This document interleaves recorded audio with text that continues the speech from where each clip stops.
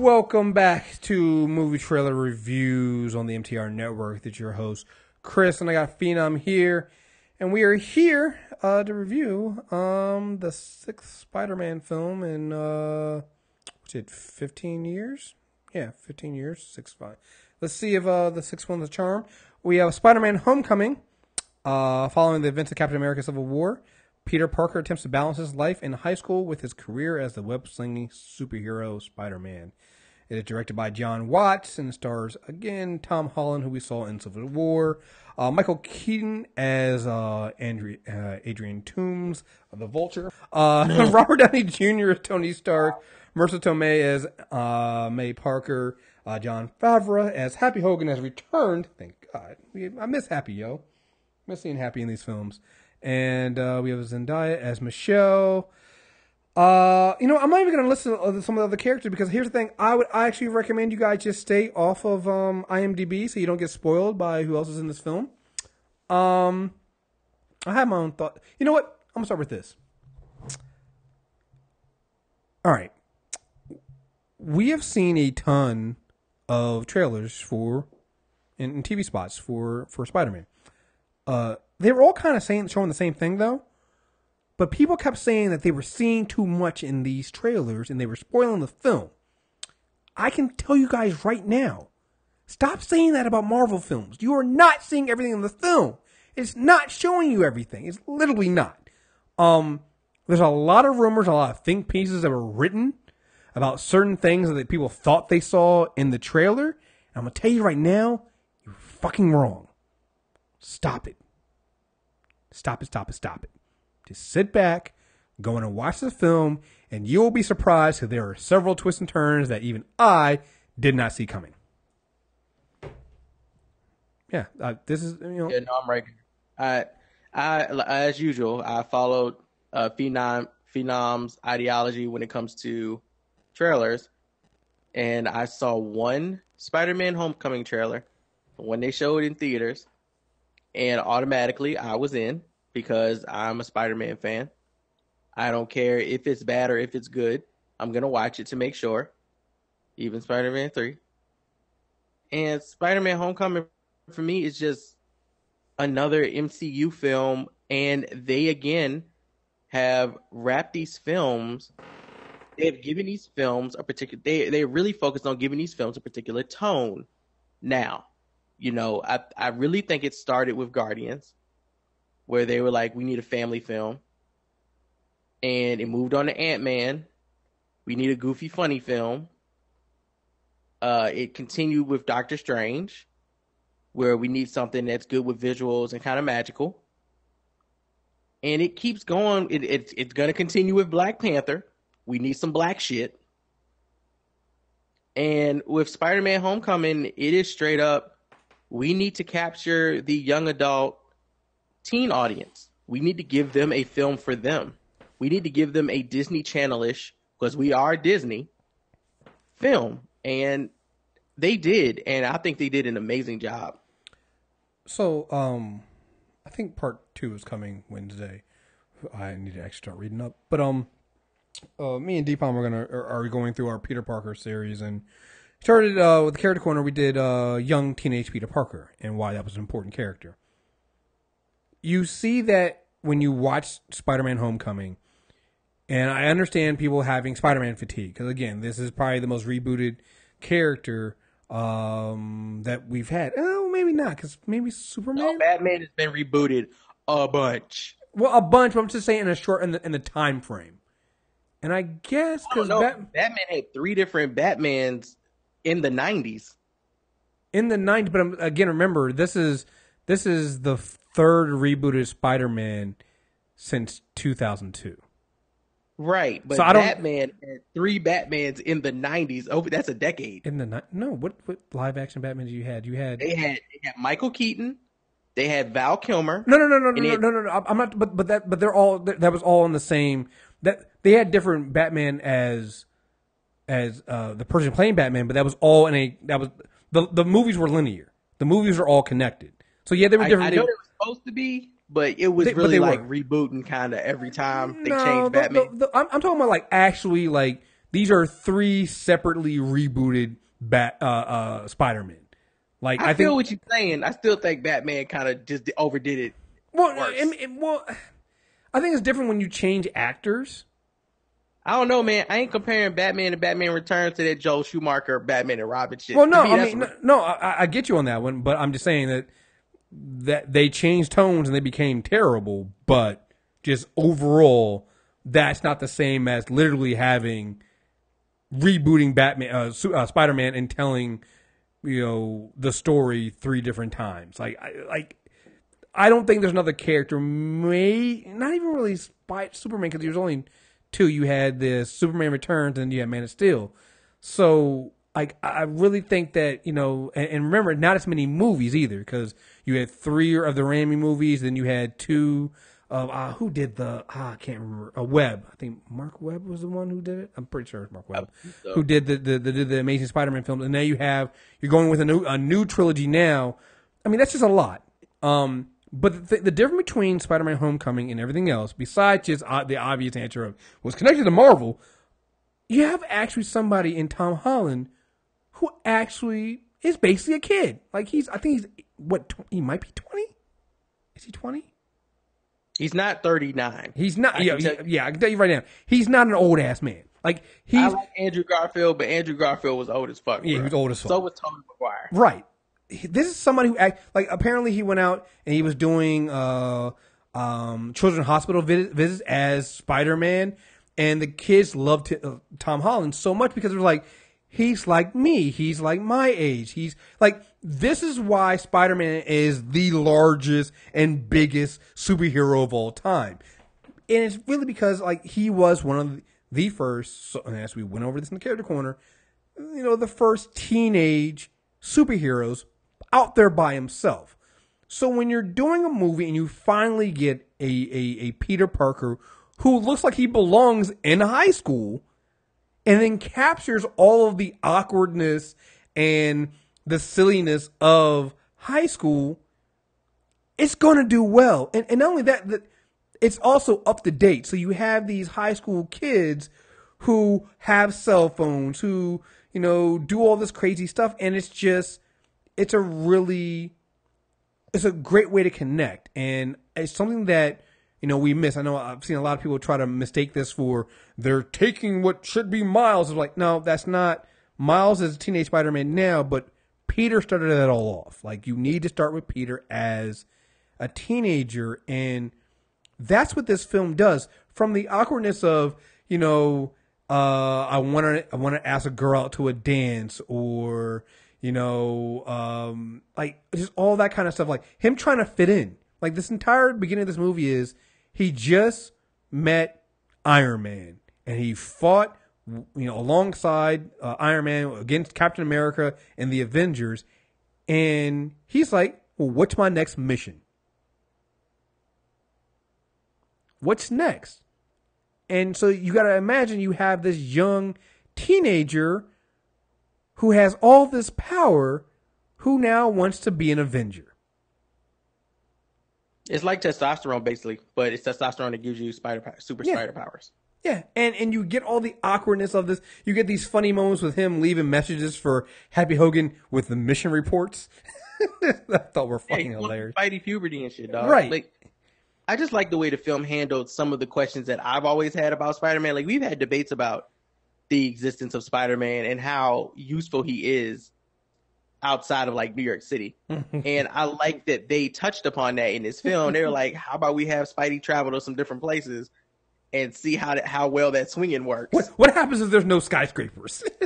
and I was like, thank you. This is like an age old debate. If you gotta fight Spider-Man in his own city, you're in trouble. But when there ain't shit around and you to stick your web to, well, you got to be a bit more creative. And I think that's where I think the fact that the MCU writers think so far outside of the box with asking basic, reasonable questions when putting these heroes into reality, situations that could legit go through. What was killing me, I won't say it was killing me. What was really just grinding my fucking gears was some of the reviews where they were like, why is there so much going on with his suit?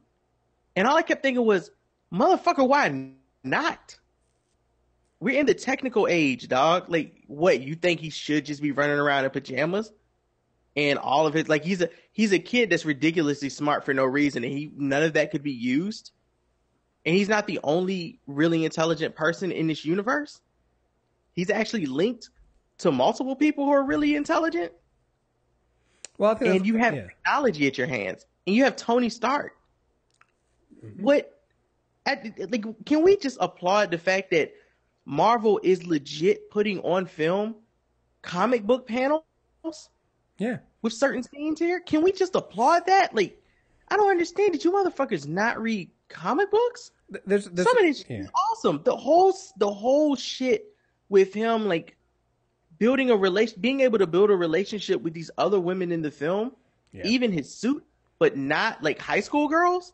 Right. It's so dope of a concept to put into a film and actually have play out very well. Like, it's a really smart film, man, and it's a really charming ass Spider-Man film. They nail a lot of things in this film that, again, if you listen to the Character Corner that Deepam and I did, and then also read some of those issues, it covered a lot of things that we've never really seen done really well. And I'm saying this as somebody who likes the TASM films. I think they're better than the trilogy. Fight me on that one. I agree.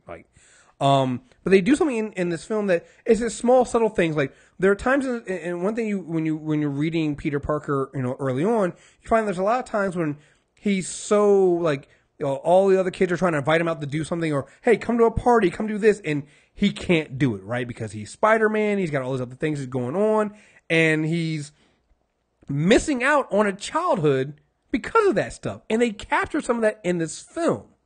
And it goes to the larger issue of him. This entire film is basically kind of giving us an origin of Spider-Man, but not really. In that, hey, you're not seeing Uncle Ben die. You're not seeing, he already has a suit. You're not going through, well, how did he get his power? You don't see the spider bite him. You don't get any of that. But what you do get is, Peter trying to come into actually being a hero on his own. And that goes to one of the complaints I saw about from people who hadn't seen the movie yet, but just got it from the trailer because they thought that they know. And that was a calling of this. This is really Iron Man 4. Here's the thing: Tony Stark and Iron Man in this film are used exactly as much as they're needed, which isn't a lot. You have certain moments when Robert Downey Jr. shows up, and it's a plot point because you need it there for the character development of Peter. But this film isn't. You know what? I'm gonna help you guys. And I think somebody might have said this, and I might have said it or not. I'm gonna give you guys a little spoiler. The infamous scene we saw in the first Spider-Man trailer with Spider-Man swinging and Iron Man flying beside him is not in this fucking film. It's not in this film. That was put in there just for the trailer. That should give you an indication of how much, Tony Stark is not in this film. He's used when you need him to, and when he shows up, they're important character development moments for Peter. Like, every single moment that Tony Stark is there, that's just for. But the idea that Tony is here and it's Iron Man 4, stuff like that, absolutely 100% wrong. 100% wrong. It just didn't happen there. They also, if you still there? Or you walk away? No, I'm here. Okay. Yeah. I think there's also they do a better job. I'll say this than TASM 2 did. There's multiple cameos of villains. Still only, the main villain is obviously the Vulture. There are several other villains in this film. And again, what Marvel's doing here is seeding your universe so that you can have a trilogy of films. You got to keep your eyes open for some of these other villains that show up, or at least name dropped in the film, usually by their aliases, not by their actual villain name. That you know them. Yeah, there was definitely a point where the film was going towards off, where I was like, I don't understand why I saw what I saw in a scene. I recognized what I saw, and they seem to not at all capitalize on it.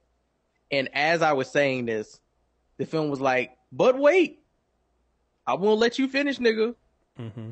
But here's a scene. And I was like, okay, I'm good now. That was my only hole in the film. That was the only thing I had an issue with. We're good now, Spidey. See you next time when you return. You know, it to me it's like Marvel just they knew what type of film they wanted to make. And I'm sure versus knowing exactly what type of film Sony was gonna fucking try to make again. Remember, Sony wanted them to have another 200 plus budget, which got them in trouble the last two times. Marvel said, just give us 175. We'll do this. Unnecessarily. And the other thing, I remember somebody asked me this, and I was like, I am betting my house and firstborn that there will be an Uncle Ben flashback or reference at some point. And I would have lost it all, y'all. Because there ain't one. Listen, Spider-Man did something that Batman can't do. Not have fucking flashbacks to his origin story of becoming a better person. Yeah, I was about to say there's no and I wouldn't even call it a flashback because the film kind of opens its way, so it's not really a flashback either. So it's like the film kind of well, it's not even because you know what it is. The film moves in chronological order, so it's not even because you can't even call it a flashback. It moves. Well, another thing that we talked about in this film that people always complain about Marvel films is the villainry, right? The villain development. Marvel has this thing of giving you these villains that you don't really care about that they can kill off, so that they can work on the next film where they give you another bigger villain and they might care about, but they probably won't, and they'll just kill them off. Spider-Man has distinct villains that people look forward to seeing and look forward to seeing team up, hopefully, if they are to continue down this track of Spidey growing up and becoming the hero he's supposed to be. For Spider-Man Homecoming, given the name, you know, it's tongue-in-cheek right there in your face, appropriately titled. Right. What they do with the villains here, I mean, the casting of Michael Keaton, period, should let people know that they're not fucking around with their villains. And the casting of other villains should let people know that they're not fucking around with how they plan on handling Spider-Man's villains.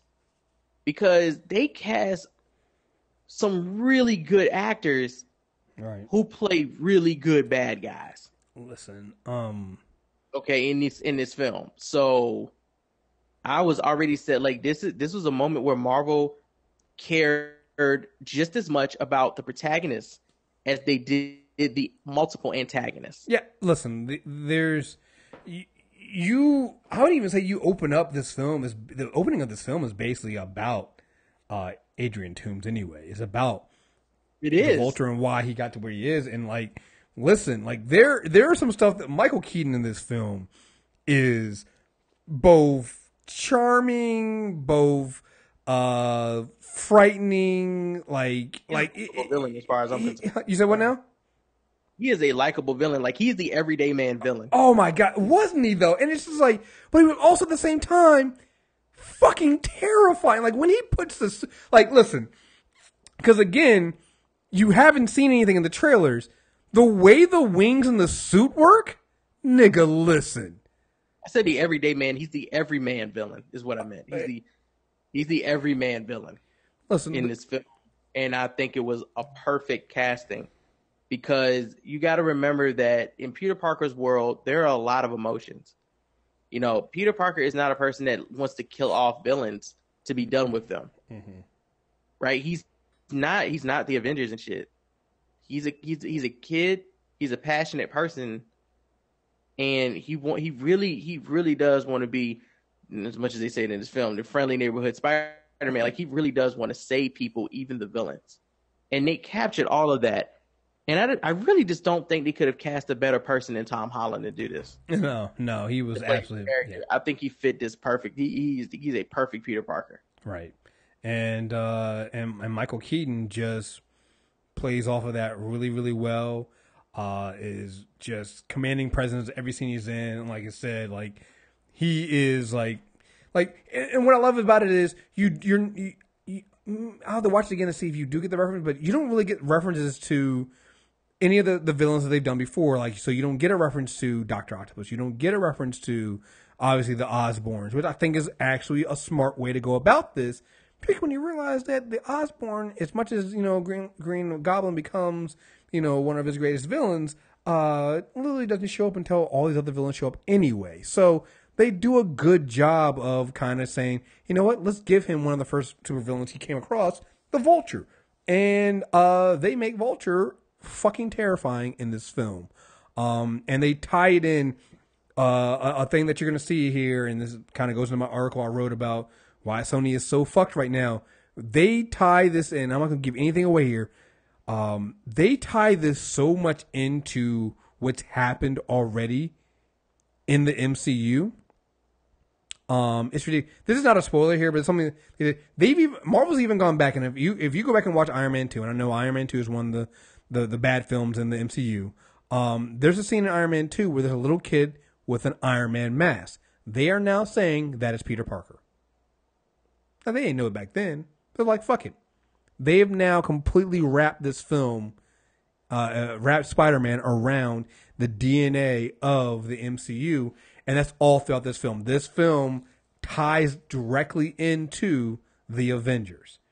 It ties into what happens after Captain America Civil War. It ties into both of those seamlessly, and it never feels forced or there's a I'm not good. I don't want to, again, trying not to give spoilers.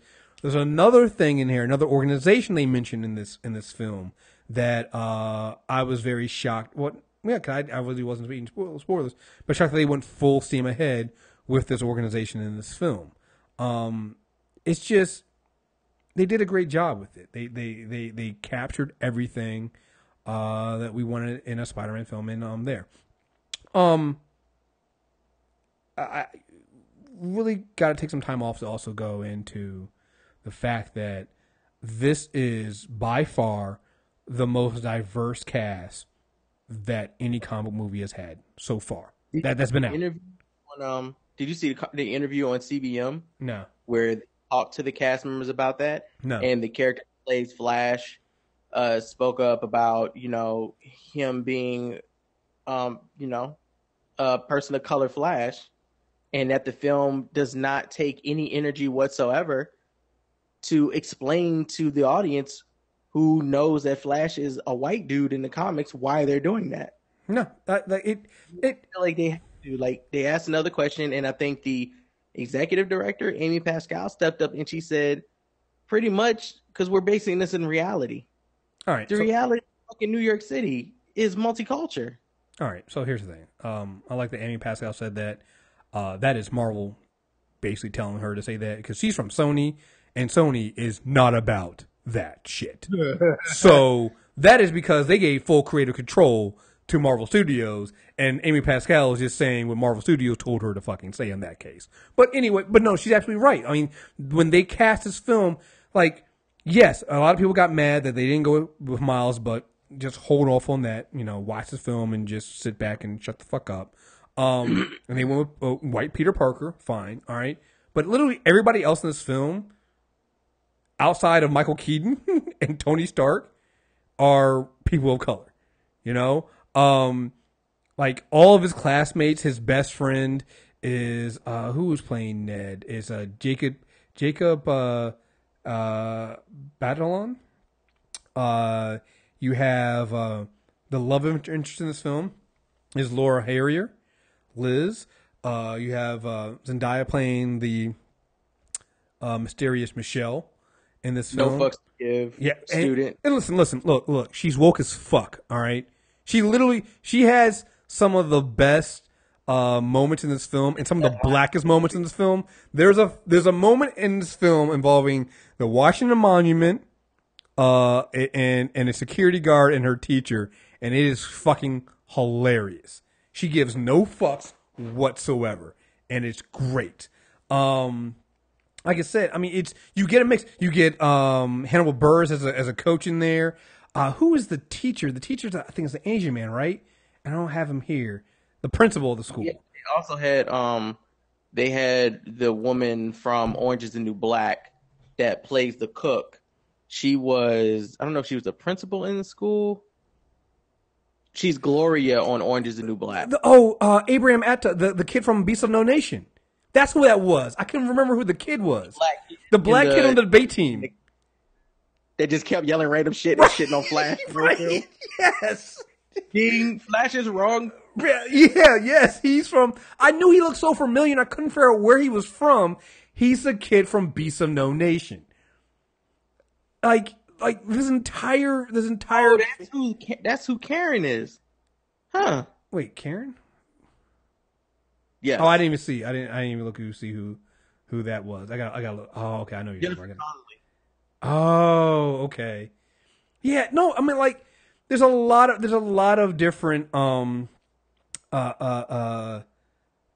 of color in this film. And here's the thing, unlike Wonder Woman, again, I thought that for the story they were telling, and they have some reason for this.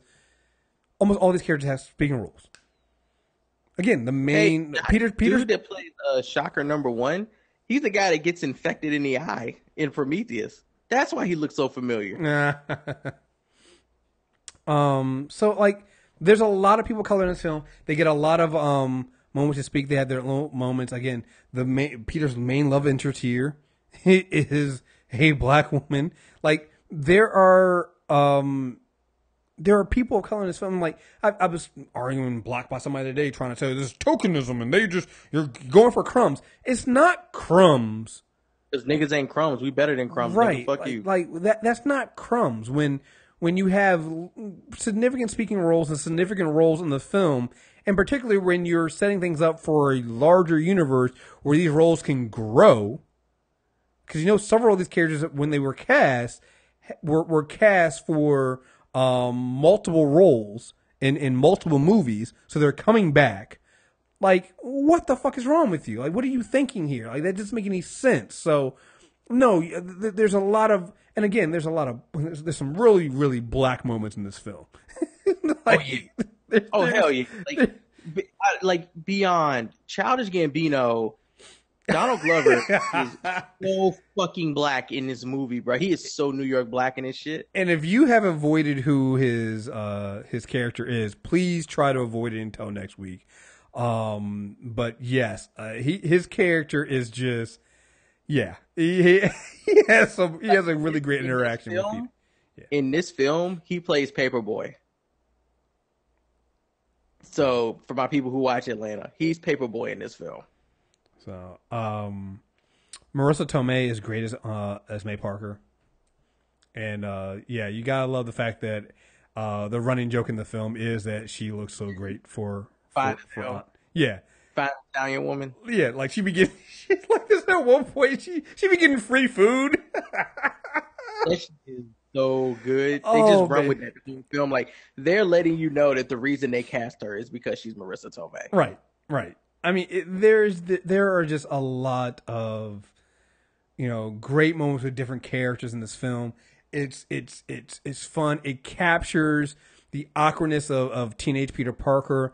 They also capture his strength.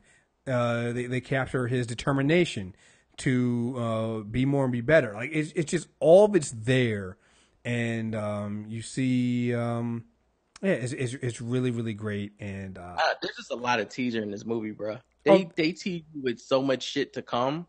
Right? Like, it's one of the best probably done origin-ish stories for one of these superheroes that I've seen, because the whole wondering if we're going to get certain things isn't the question now. After seeing this film, it's just when is it coming? Because you've already showed us that it exists. Yeah. I mean, they do that. Kenneth Cho is the principal. Yeah, I mean, it's just, and it's particularly if, like I said, I'm plugging my own stuff here. Go listen to the Character Corner.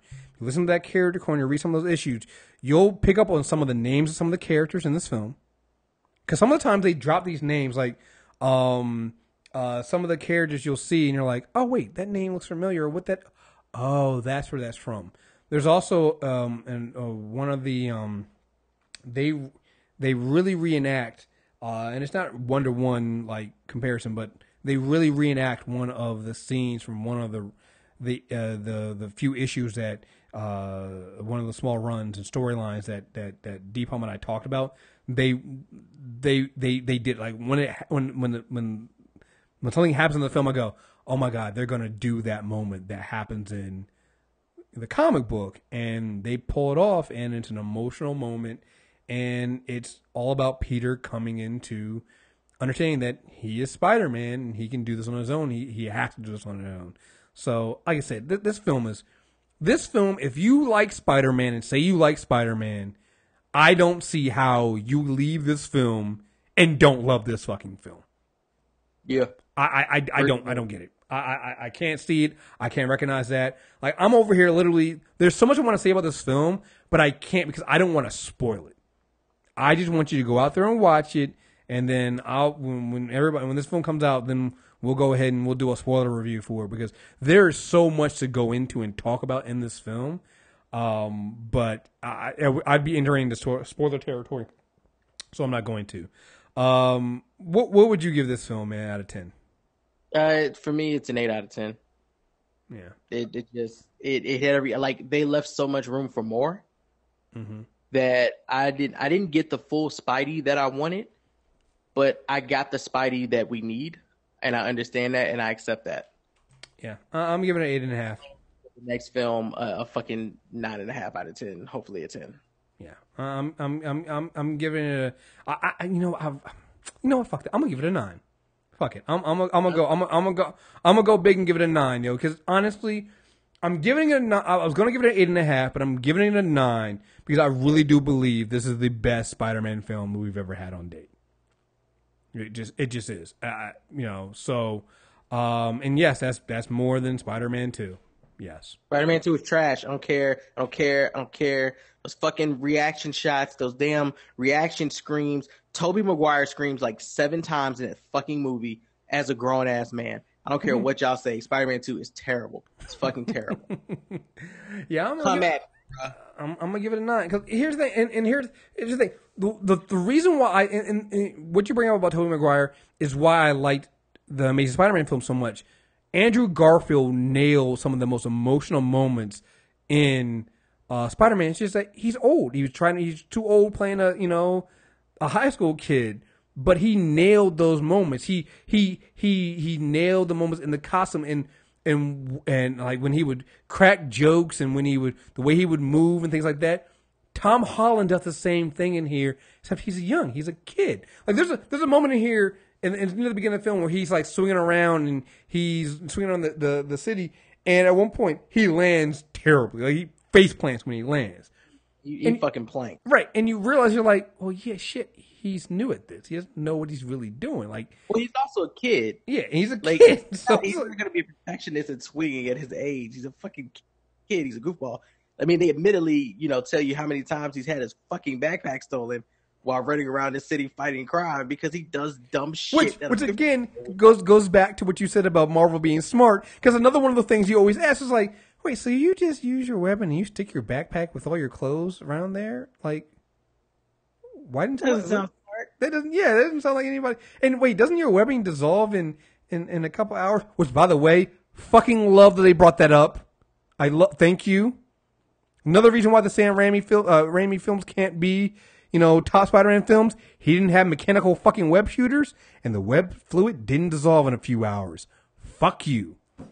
I love watching Tom Holland pop out cartridges and have to put new cartridges back in. Fucking yes. That's Spider-Man. He has to do that shit. He's not a real fucking spider who's making organic webs. That's not what that shit is. That's fucking disgusting. Basically, you're telling me he has fucking anuses on his wrist. Fucking leaking out of his wrist and shit, right. Shooting at people's mouths and stuff. Right. Like, he's passing around Spidey germs. Right, man. He's over here, like, he's literally coming out of his wrist and swinging around on spider jizz. Fuck that. No, we're not dealing with that. He makes his own web fluid, all right? Dude, God damn. I saw one review where the guy was like, he's just dumb in this film. Like, he's mixing his web fluid in class. And I'm like, yeah, because high school kids do dumb shit in school all the time when they think the teacher's not listening. Well, wait a minute. Wait, did somebody really say that dumb shit? Yeah. Yes. When do you think that he was making his... He's a fucking high school kid. At one point, he was messing with something in a shop class. And I was like, yeah, And Marvel was well aware of that whole scene and how ridiculous it was when they shot it and wrote it and decided to make fun of it in the scene itself. The scene is literally pointing back at itself going, look how ridiculous this is. But wait. I'm sorry. Oh, wait, but no, that's so stupid to me because... So what did you expect? Did you expect Peter Parker to... teenage high school Peter Parker to have a spider cave where he went through with high-tech equipment to work on this stuff with? No, that's the whole point of Peter Parker. He doesn't have it. He has to do it at school because he doesn't have no fucking money because he's a goddamn high school kid. What the fuck kind of stupid ass? What? I'm telling you, it's a lot of dick bumps out here writing critical reviews of these movies, bro. They think that Marvel doesn't know what it's doing when it's doing what it wants to do. Every scene in this movie is shot the way it's shot for a marvelous ass reason. Okay, so the fact that you think you can sit through this film that they went through the editing process for and find some shit where they messed up at or clearly didn't know what they were doing for a smooth 5 minutes on screen is ridiculous. If you're listening, so to count that as you gotta take a point away from them for this one, like they didn't know, like that wasn't their intention. By the time you listen to this, by the time you're listening to this, you've already heard a Despicable Me review, and more likely, and you probably heard our little 30-minute rant at the end about Rotten Tomatoes and things like that. This is kind of what we're talking about here. That reviewer right there is literally finding something to complain about, and what they're complaining about isn't a valid complaint. Like, okay, yeah, he's mixing it in class, and yes, that's stupid, but he's a kid. That's the point. Like, this entire film is really about Peter Parker having to kind of mature and grow up a little bit faster than he would. He can't be this silly little kid and also be a hero. He has to grow up faster than everybody else. But at the same time, also, you got to remember, even then, he'd probably still have to mix his web fluid. And it's not even like he was mixing the web fluid in class, out in the open where everybody can see it and see. He was literally hiding the shit. Like, I just thought it was really, like, you find out where he's hiding his stuff in the school, and I thought that was fucking brilliant. Bro, that shit was so genius. One of his best hiding places, which is like, exactly. You have his screen, you can do. I was like, I didn't. Why didn't I want to know who came up with that one at the writing table? That was brilliant. I was like, oh, that makes fucking sense because nobody's gonna look there. You know, it's just, oh my god, like, yeah, this film is so good. Go see it. Glad. I have no idea what Sony's gonna do going forward when this trilogy ends because you're gonna, Marvel's gonna hold all the cards. They're gonna tell you to, give them half of that revenue because you're not gonna be able to do a Spider-Man film outside of the MCU after this, because I don't know how that's going to fucking work. Because good luck with that one, Sony. So, but yeah, go see Spider-Man: Homecoming. It's a great film. Yeah, there we go. So, you can find the rest of it. Yes, find the rest of our reviews on mtrnetwork.net, or search for movie trailer reviews on iTunes, Stitcher Radio, Google Play Music. If you listen to this and you've already heard the Despicable Me review, we'll have the Book of Henry's coming out, and probably shortly after this, we'll be putting out also the War for the Planet of the Apes, and we have a bunch of other reviews coming out. We'll also be going to San Diego Comic-Con soon, so help support us, and you can do that by either buying some shirts, really cool shirts, at store.mtrnetwork.net, or you can also sign up for an MTR Premium account. We have a lot of new shirts coming up. We're bringing Scarestalgia back this weekend, so Petty and I are going to finally get back in and record a Scarestalgia, so that's going to be coming out soon. I know the ladies will have some docu-drunks coming. We have Darth Vader and the Saga Volume 1 through 3 combo book clubs coming, and we are doing, because we just, might as well announce it here on the amazing, the Spider-Man Homecoming review. In July, we're doing Spider-Man 1 and Spider-Man 2 for nostalgia reviews. So those will be coming out in the third week, or no, well, I guess technically it's third weekend, the 15th of July and the 29th of July. We'll be doing Spider-Man 1 on the 15th and then Spider-Man 2 on the 29th. And yeah, so just come check us out and support us as we do all this cool stuff for you guys. So, all right, folks, thank you guys very much for listening, and until next time, we are out of here. Peace. Peace.